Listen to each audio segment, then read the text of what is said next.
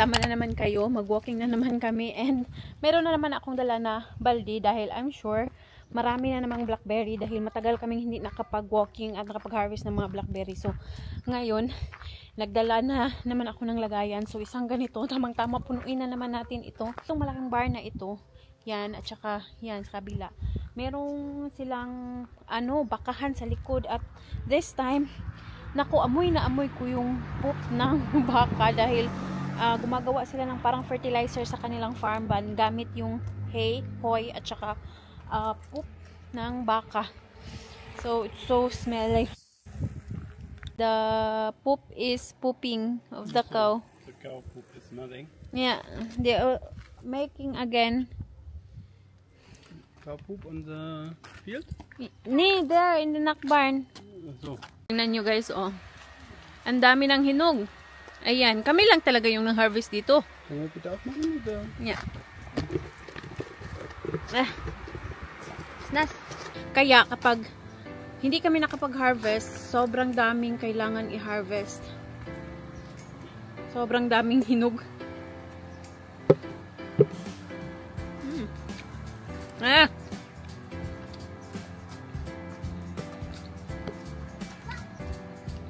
Kumain ako ng tsokolate.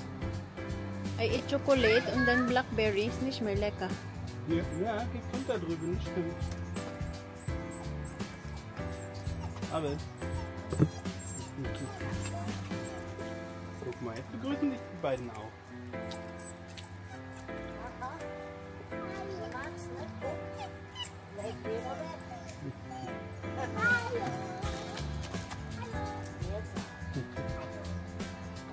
So, ayan.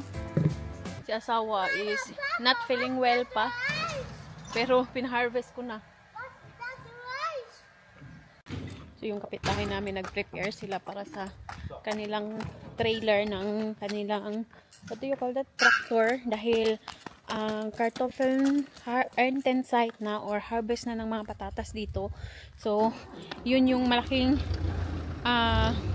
trailer ng tractor or anhenga. Yung tractor hanger, yung gagamitin nilang pa-harvest ng mga patatas. So, syempre, hindi mano-mano dito. May mga machine na ginagamit. Si anak is nandun na naman sa chicken ng aming kapitbahay. So, we really are also planning to have some chicken. Maybe 4, maybe 4 chicken shots na. But we still don't have kanang kuan. We still don't have chicken house. Yan yung pinaka-importante dito. Yung mga manok is kailangan may bahay. Because in the Philippines, you can just put the chicken outside and put the basket where they can lay eggs. Yeah. Lalo na sa amin sa probinsya, yung mga manok is nilalatag lang sa labas with a big space. Minsan nawawala dahil na pala, iniihaw na ng kapitbahay. Pero hindi na kailangan ng kulungan. Pero dito talaga is need ng kulungan. Lalo na at katulad namin na nasa probinsya, may mga hayop na kumakain ng mga manok like fox. Like fox. So, kailangan protected yung mga manok na yan. Matagal na akong nagsabi kay asawa na gusto kong mag-alaga ng manok dito. Dahil sa Pilipinas, sa probinsya namin, marami kaming manok. Kaso, hindi pala ganun kadali dito. Maganda talaga dito sa probinsya dahil fresh air. So, Shat, since you are from the city and why you transfer here why you decided to live here in the province? Because I pay good money. Because he is he is a city boy and really a big city dahil ang Berlin is like it's the capital city of Germany, so it's like Manila.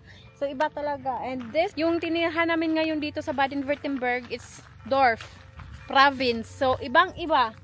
Na-harvest na pala yung mga dito, yung mga trigo. Itong mga ganito, iniipon din ito siya ng mga farmer. What did the farmer use with the shots? Huh? They use it for feeding, not feeding, or? You can use it for feeding, you can mix it with clay, you can mix it with clay and make a house? Yeah. Ah, okay. Part of our house is made like this. Ah, yeah. Stone So, by stone, and then mix And clay you with this, and you can also put it in the garden like protection, like we buy last time. So, meron din kasing nabibili na ganito para sa kanang kuan for ilagay mo sa ibabaw ng iyong garden ba para protection sa init at saka sa ulan. Maganda yan sa mga garlic. Kapag winter, yan yung tinutulugan ng mga may pet na rabbit, may mga horses. I don't make it, Shatsi. You just make it in your own because you don't hold it. Nagalit siya sa akin dahil inano ko daw yung kanyang bike na tumba. Hindi kasi niya nilagyan ng stand ng maayos. Ang mga bata talaga ba, ang bilis nilang lumaki. Tingnan nyo naman yan si anak ko. Mag 4 years old na ito. Sobrang bilis. Hello?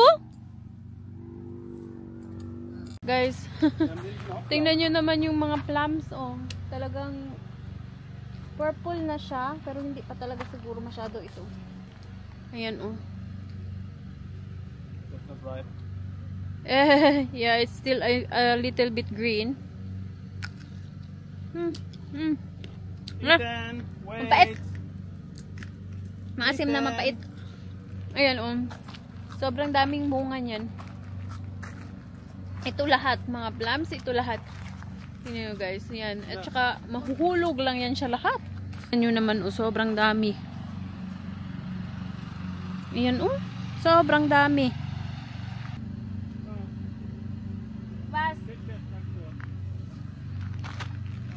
Guys, really? This one is already sweet. Sarap. Ito. Ang dami niyang bunga. Sweet. Really sweet. Si asawa nagtitingin doon sa kapitbahay namin. Kung naririnig nyo, it's kanang rasenmäher or lawnmower. Yung lawnmower ba, nauupo ka lang dahil yung lawnmower namin is yung tulod-tulod ba, so gustong gusto niya yung lawnmower na kanang uupo ka lang, lalo na kapag may malaking space. Kaso mahal. So mag-iipon pa tayo ng pera. Sana magkaroon tayo ng maraming pera para makabili, para very easy lang yung pag lawnmower sa garden. Habang busy si anak, nandun siya sa balas. Mag-harvest na tayo ng mga blackberries. Hindi ko alam pa, parang may nag-harvest na dito. Wala masyadong hinog. Marami pa pala. So mag-harvest na tayo ng mga blackberries. Ay, parang may nag-harvest na nga dito. Hala, parang may nag-harvest na nga dito dahil tingnan nyo yan. Tingnan nyo yan guys. Yung parang meron nang dumaan dito nanguha ng mga blackberries. Ishmerfield, aba. It's okay. So, ay, meron na talagang nanguha dito guys. Wala na kasing masyadong hinog, and alam mo kasi dahil matagal kaming hindi nag-harvest, so I am thinking na marami akong makukuha or ma-harvest. Kaso nga, dahil may nauna na sa amin dito. Ayan, hindi na kadamihan. Pero kapag makakuha tayo ng mga kalahati, okay lang.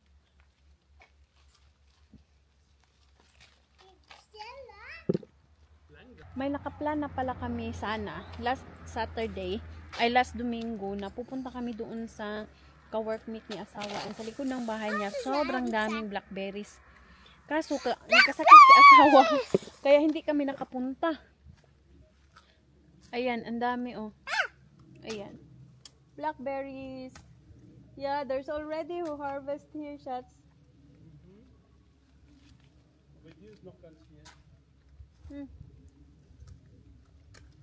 Nasa malayo na yung ano, yung iba. Vielleicht haben sie dich gesehen und haben gedacht, ja, stimmt. Wir sind die kostenlos und die Laden kosten. Ja?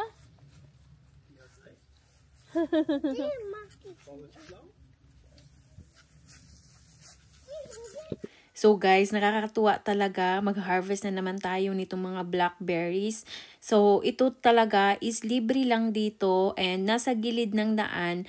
Usually tinatanim ito siya and itong mga blackberries is madali lang siyang tumubo at madali lang siyang dumami. Kaya ito is ini-encourage talaga yung mga tao dito na kunin ito dahil masasayang lang din kung hindi ma-harvest. So, yan, meron din palang nanguha dito. Nakikita ko kasi na merong mga bakas. Noong isang araw, nakita ko din kasi yung aming kapitbahay na nanguha dito. So, para talaga ito sa lahat, para yung mga naninirahan dito ay makakuha ng mga libre na ganitong mga prutas. So, napakadaming health benefits nito. Madami ka ding pwedeng gawin nito. Napakasarap itong gawing cake and ginagawa nga namin itong marmalade. So ito palang kinukuha namin ay iniipon ko siya, nilalagay sa freezer para isahan lang yung gagawin ko na marmalade. Pero napakasarap din ito fresh na ilagay sa yogurt. Yan yung paboritong-paborito ni anak. Nakakatipid talaga ako dito kapag summer season dahil napakadami ngang mga prutas na libre dito sa amin. So katulad na lang nung una nating nakuha na mga plums, sobrang dami ding plums dito na libre mo lang na makukuha. Dahil nga yung mga tao dito nagtatanim sila sa mga public areas na pwedeng mapanguhanan ng mga naninirahan dito. Like, it's for free talaga para yung mga tao is makakuha ng fresh at makapag-harvest ng fresh na mga prutas. So, bale, banding na din namin itong magpamilya after ng work ni asawa. So, this time is alas 8 na ng gabi. So, sulitin ang summer season dito sa Germany dahil kapag winter na naman ay nako, alas 4 pa lang ng hapon, madilim na dito. So, napakagandang banding ito and napakagandang panahon para i-harvest na itong mga libreng mga prutas and of course, i-preserve na din. Here, I cannot... Hala! Careful. Why? Why you make it to yourself?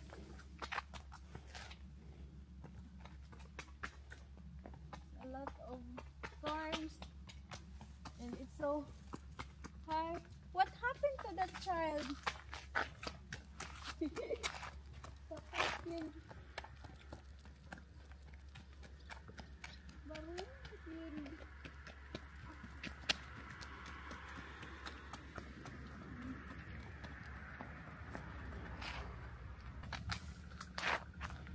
Nandito na ako sa dulo, guys.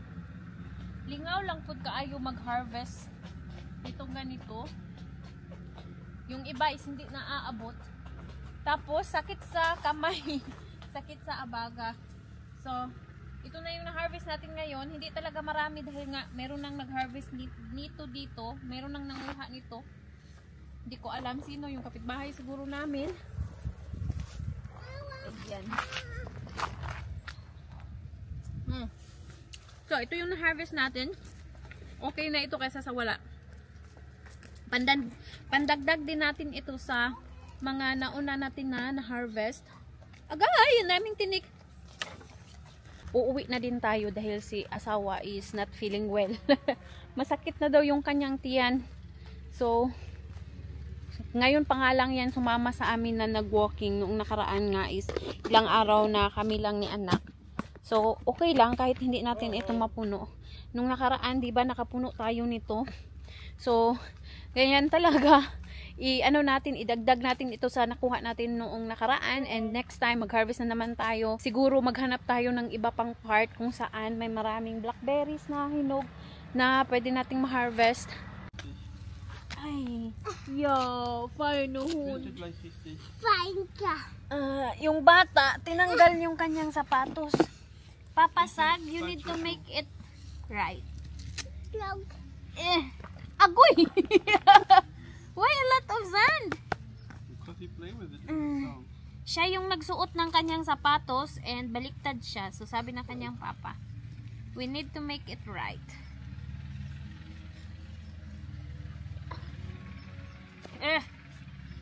Maybe we ask them if they can cut our grass.